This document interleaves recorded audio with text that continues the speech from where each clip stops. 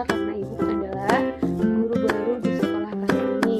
Nah, sebelum kita melanjutkan pembelajaran kita, ada baiknya ibu perkenalan kita, karena ada pepatah itu mengatakan tak kenal maka tak sayang. Oke, perkenalkan, nama ibu Pascaen Reni Wibowo, asal dari Kota Singkalang, dan ibu tamatan dari Universitas Negeri Medan ya singkatannya. Dan di sekolah ini ibu membawakan mata pelajaran ekonomi. Baik, sekian perkenalan dari ibu. Apakah ada adik-adik yang mau ditanyakan? Oke, baik, jika tidak ada lagi, baik, sekarang kita masuk ke materi ya. Hari ini kita mempelajari tentang ilmu ekonomi. Nah, oke, baik, apa sih ilmu ekonomi itu ya? Jadi menurut ibu tuh ilmu ekonomi itu adalah ilmu yang begitu indah. Nah, kenapa ibu katakan ilmu ekonomi itu adalah ilmu yang begitu indah? Karena ilmu ekonomi itu dekat dengan kehidupan kita sehari-hari. Dan karena kita dekat sehari-hari dengan hal tersebut, seharusnya kita tahu tentang hal tersebut.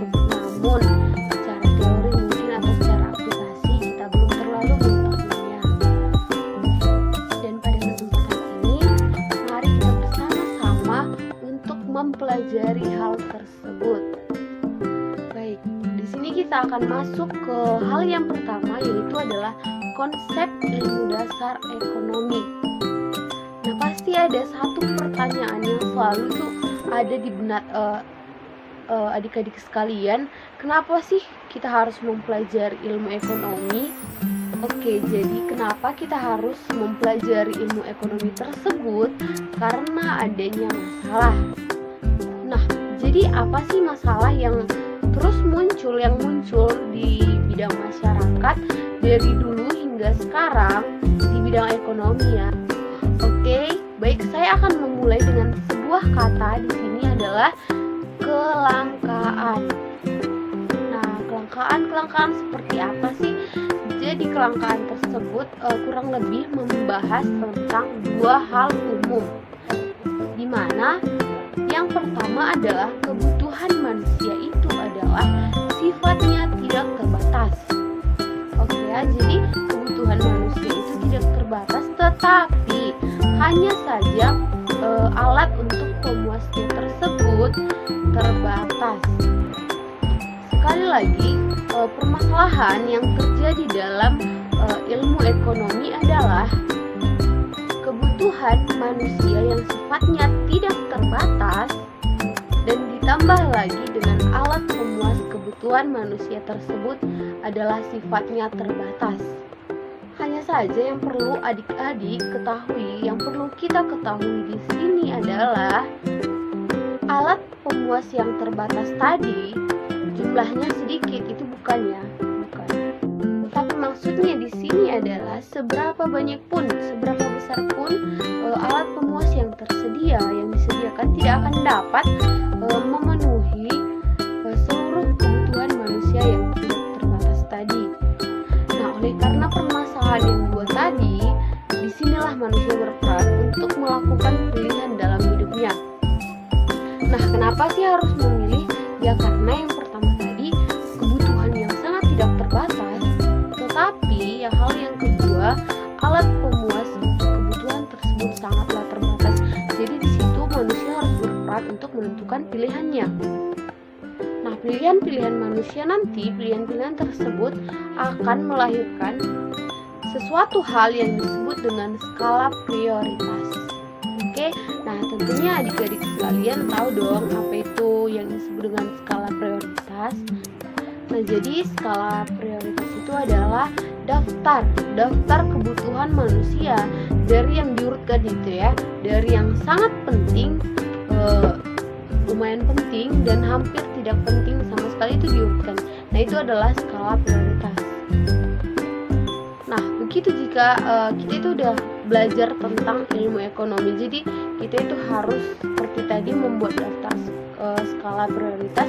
Jadi daftar kebutuhan mana sih yang paling penting, mana yang sedang, mana yang hampir tidak penting.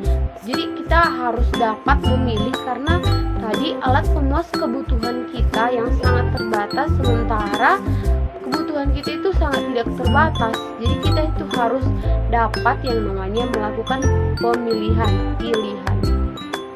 Makanya ilmu ekonomi seringkali disebut dengan ilmu pemilihan atau memilih ya. Hanya saja ketika nanti manusia melakukan pilihan-pilihan dalam hidupnya, hanya saja akan muncul konsekuensi yang ketiga, yaitu adalah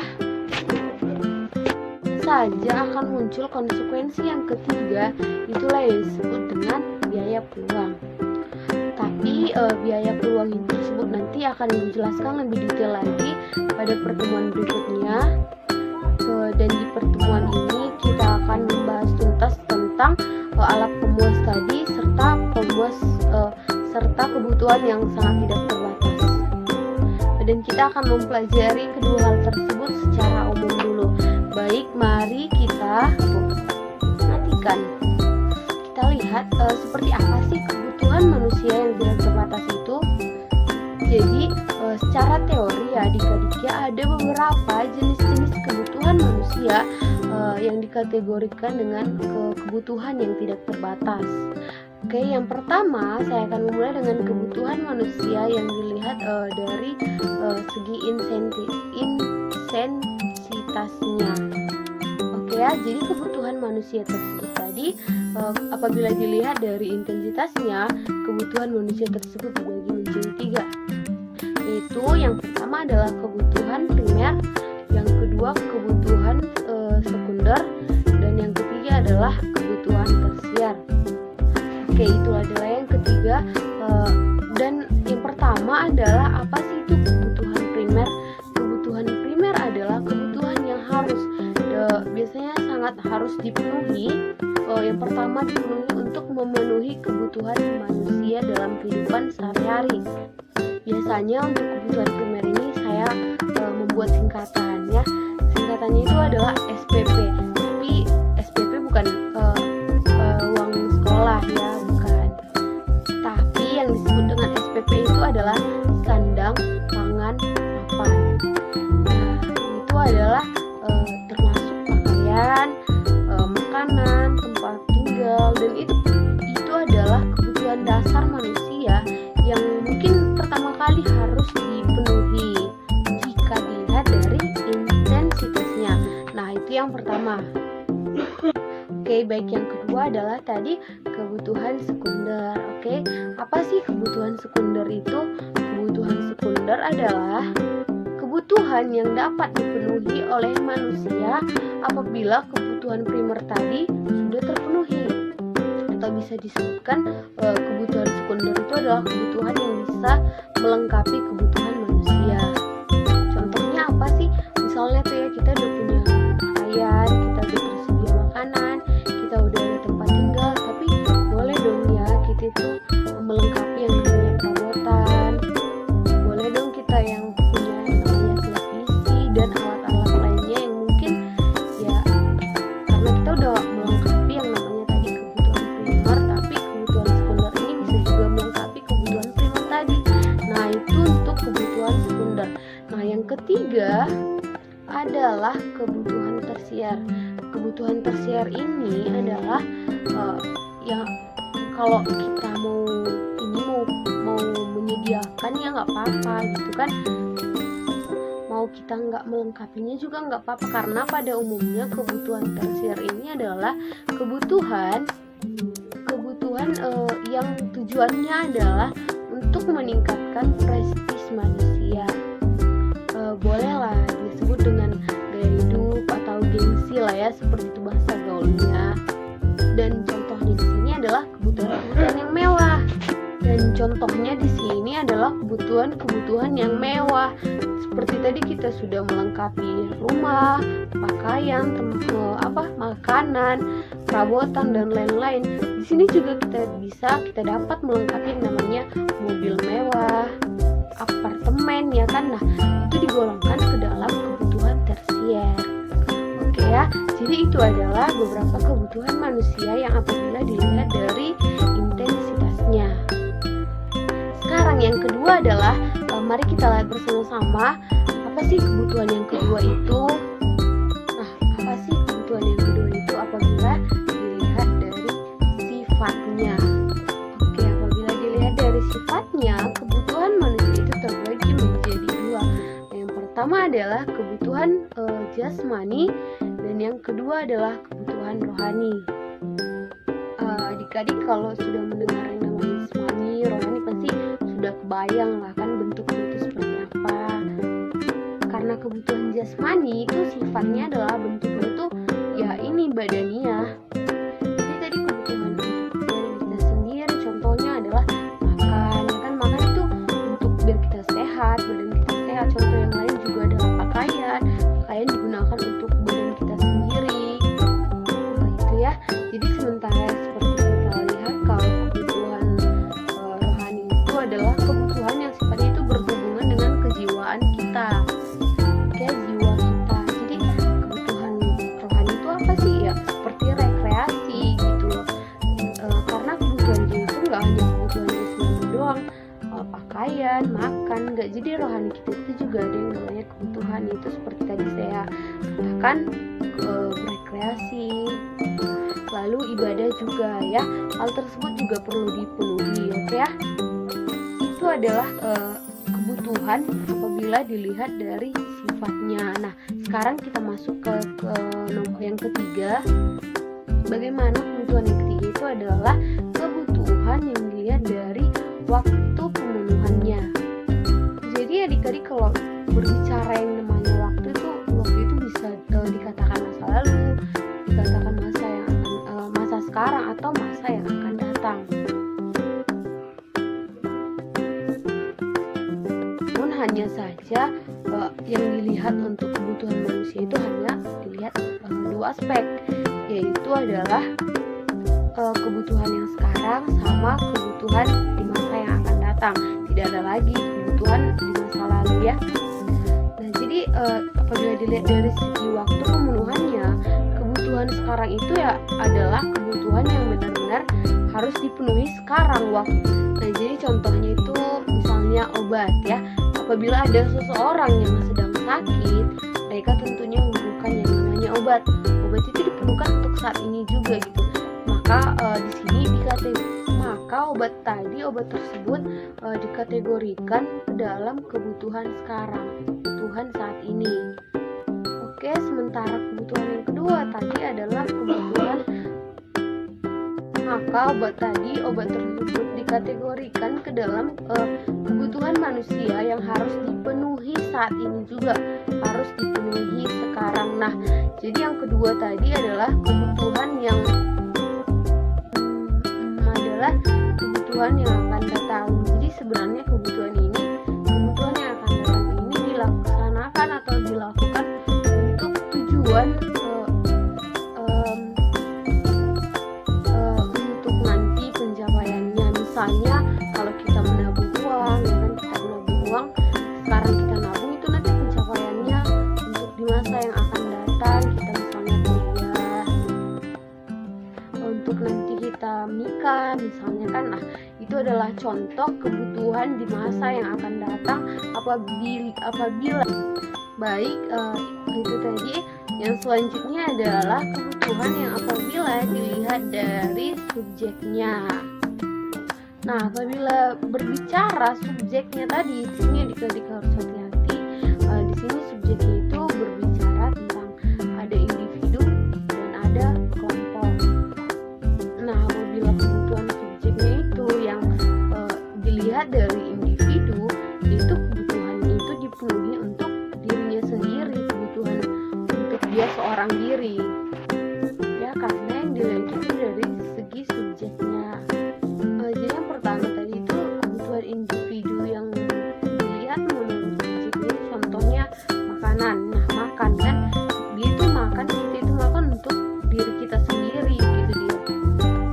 Ada juga pakaian, kita itu pakaian untuk badan atau diri kita sendiri gitu kan.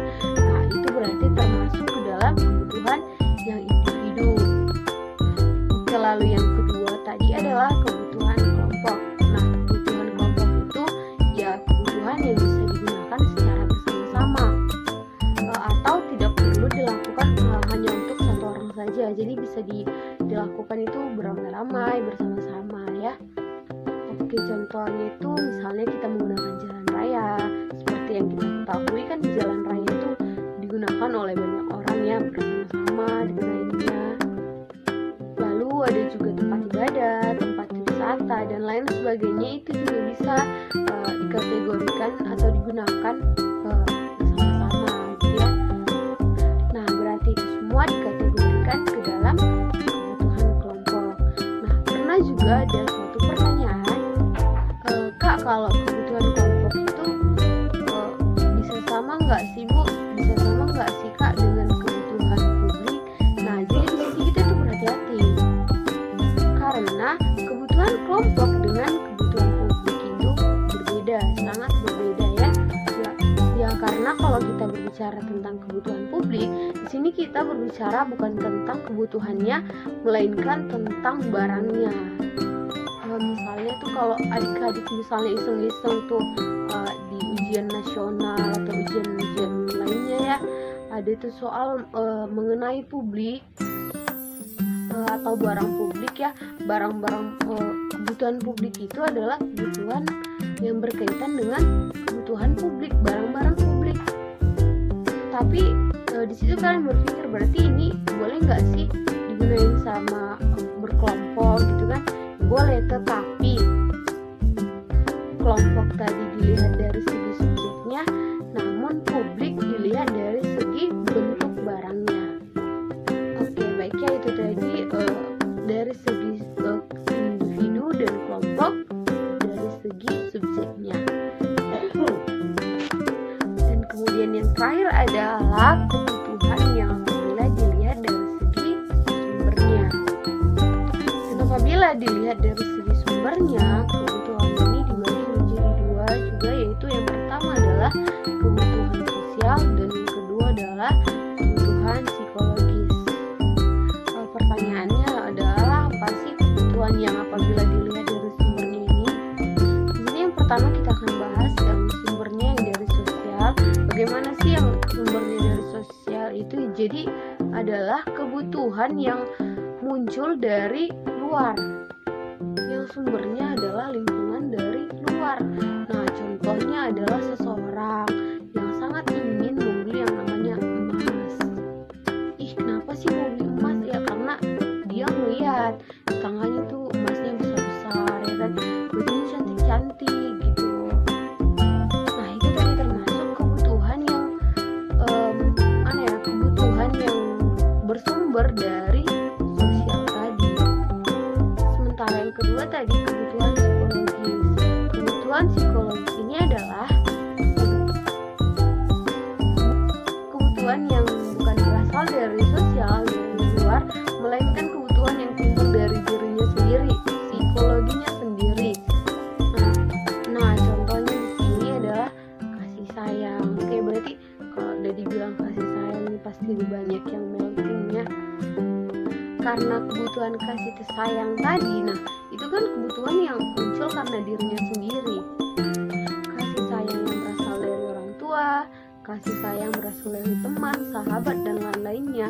Nah, itu adalah kebutuhan manusia yang berasal dari sumbernya, yang dilihat dari sisi psikologisnya, yaitu bersumber dari dalam dirinya sendiri. Oke, jadi kesimpulan yang dapat kita ambil apabila tadi adik-adik sudah melihat begitu beragamnya ya kan jenis-jenis kebutuhan manusia, kebutuhan yang tidak terbatas tadi ya, mungkin adik-adik berpikir tuh, wah, kebutuhan yang saya butuhkan itu banyak juga ya. Nah, di sini kita adik-adik kita berpikir bagaimana cara kita untuk memenuhi semua kebutuhan tadi. Nah, di sini kita perlu mengenal alat pemuas kebutuhan tadi. Karena untuk memenuhi berbagai kebutuhan yang sangat banyak tadi, kita perlu melengkapi yang namanya alat pemuas kebutuhan. Nah, jadi bentuk alat pemuas kebutuhan itu apa?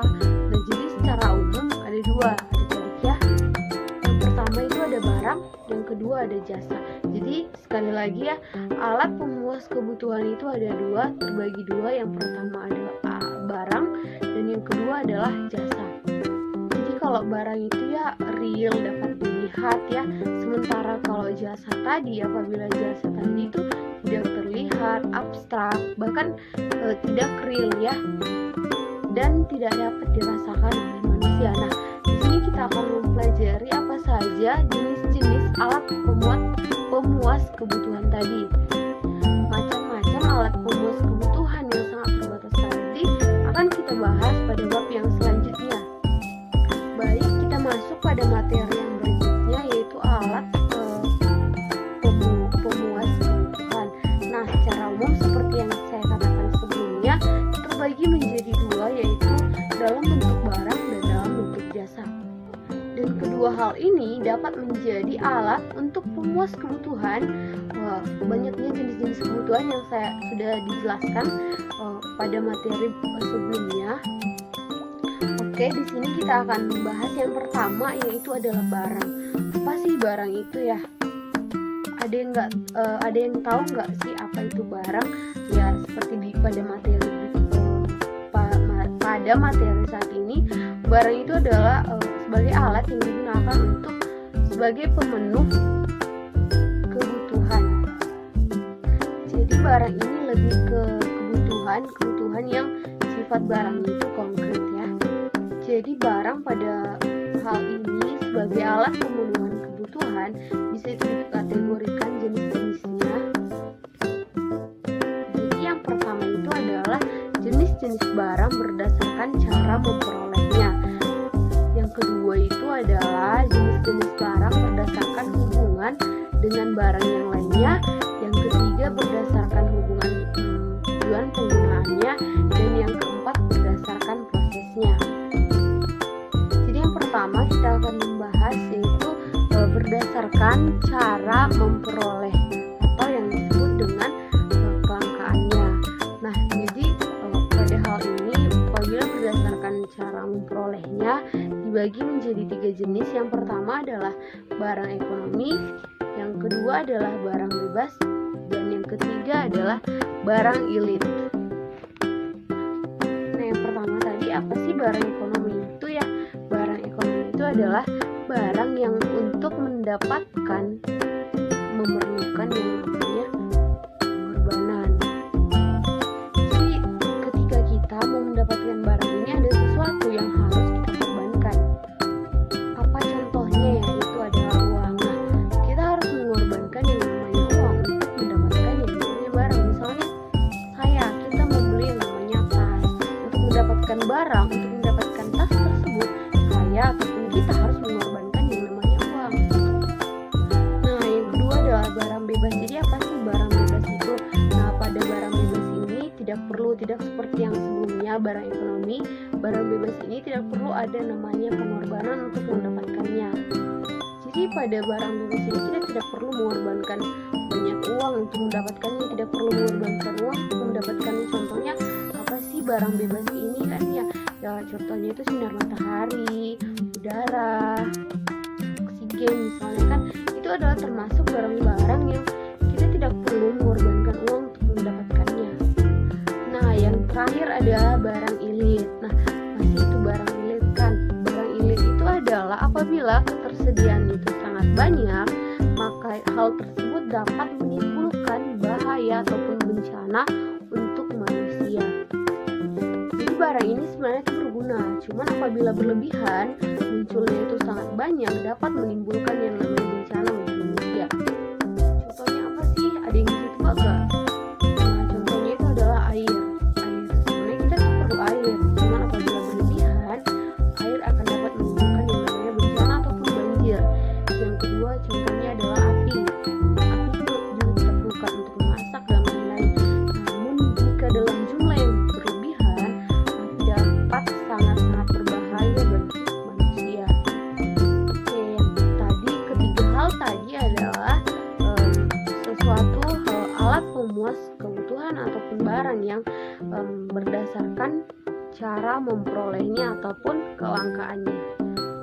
Jenis barang yang kedua yang akan saya jelaskan adalah barang yang berdasarkan hubungannya dengan barang lain. Oke, jadi barang ini tuh dibagi menjadi dua. Yang pertama itu adalah barang substitusi dan yang kedua adalah barang komplementer. Dari substitusi dan komplementer, mungkin adik-adik udah bisa nebak kan ya, apa sih dari kedua barang ini. Jadi kalau kita lihat dari definisinya ya, barang substitusi itu adalah barang yang memiliki peran untuk menggantikan barang yang lainnya. Nah, contohnya apa sih? Nah, contohnya adalah nasi. Nasi itu bisa disubstitusi atau digantikan dengan yang namanya roti, atau juga dapat disubstitusi dengan ubi atau umbi-umbian lainnya. Nah, itu adalah termasuk barang substitusi. Dan jadi kira-kira seperti itu yang disebut dengan barang substitusi. Jadi satu barang itu dapat digantikan oleh beberapa atau banyak barang lainnya. Nah, yang kedua itu adalah tadi barang komplementer. Barang komplementer ini adalah barang yang memiliki peran sebagai pelengkap dari barang lain tadi. Jadi itu barang ini hadirnya untuk melengkapi barang-barang lainnya. Misalnya gula. Gula itu hadir untuk melengkapi yang namanya kopi atau teh. Nah, contoh lainnya juga tinta.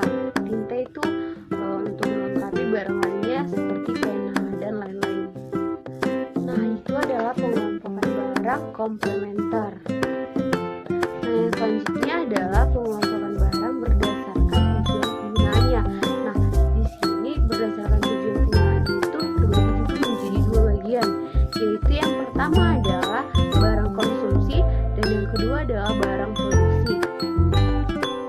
Nah, di mana barang konsumsi ini adalah barang itu ditujukan untuk langsung digunakan untuk memenuhi kebutuhan manusia, sedangkan barang produksi tadi adalah barang produksi yang ditujukan untuk memproduksi barang-barang lainnya. Contoh dari barang konsumsi tadi yaitu adalah buku, tas, sepatu, dan lain-lain kan, karena barang-barang tersebut adalah barang yang langsung bisa kita konsumsi kan, kita nggak perlu ngolahnya lagi karena mereka barang-barang tersebut udah diolah dari pabriknya. Sedangkan contoh dari barang produksi tadi adalah mesin produksi. Baik, selanjutnya adalah jenis barang berdasarkan prosesnya. Jadi berdasarkan prosesnya ini terbagi menjadi tiga. Yang pertama adalah barang dasar, yang kedua adalah barang setengah jadi, dan yang ketiga adalah barang jadi. Jadi di sini barang dasar adalah barang yang sama sekali belum melalui yang namanya proses pengolahan, sedangkan barang setengah jadi sudah mengalami atau melalui proses pengolahan namun belum jadi dan masih akan melalui proses pengolahan selanjutnya. Dan barang jadi di sini adalah barang yang sudah mengalami proses pengolahan awal sampai pengolahan akhir dan siap untuk dikonsumsi. Oke, selanjutnya cukup untuk jenis-jenis, dan selanjutnya adalah kegunaan alat pemenuhan kebutuhan. Jadi ya, dari yang alat-alat pemenuhan kebutuhan yang tadi sudah dijelaskan memiliki kegunaan tentunya. Ya, kegunaan tersebut yaitu adalah terbagi menjadi 4. Yang pertama adalah kegunaan bentuk, yang kedua ada kegunaan tempat, dan yang ketiga ada kegunaan waktu, dan yang keempat ada kegunaan kepemilikan. Oke, baik, mungkin hanya ini yang dapat Ibu jelaskan seputar ilmu ekonomi dan alat pemenuhan kebutuhan manusia. Baik, dari seputar yang telah Ibu jelaskan, apakah adik-adik sekalian ada yang ingin bertanya berkaitan dengan materi yang telah disampaikan? Oke, baik, jika tidak ada, kita tutup mata pelajaran kita untuk hari ini. Akan kita lanjutkan pada minggu yang akan datang. Saya berharap adik-adik sekalian dapat memahami materi yang telah Ibu sampaikan, dan untuk latihannya akan Ibu sampaikan untuk mengasah kembali apa yang telah Ibu sampaikan. Baik, adik-adik sekalian, soal yang akan saya berikan nanti terlebih dahulu akan Ibu sampaikan kepada ketua kelas ya, kepada adik ketua kelas. Nanti dijumpai Ibu ke kantor dan akan disampaikan langsung kepada adik-adik sekalian. Nah, Ibu berharap soal yang Ibu berikan mendengarkan.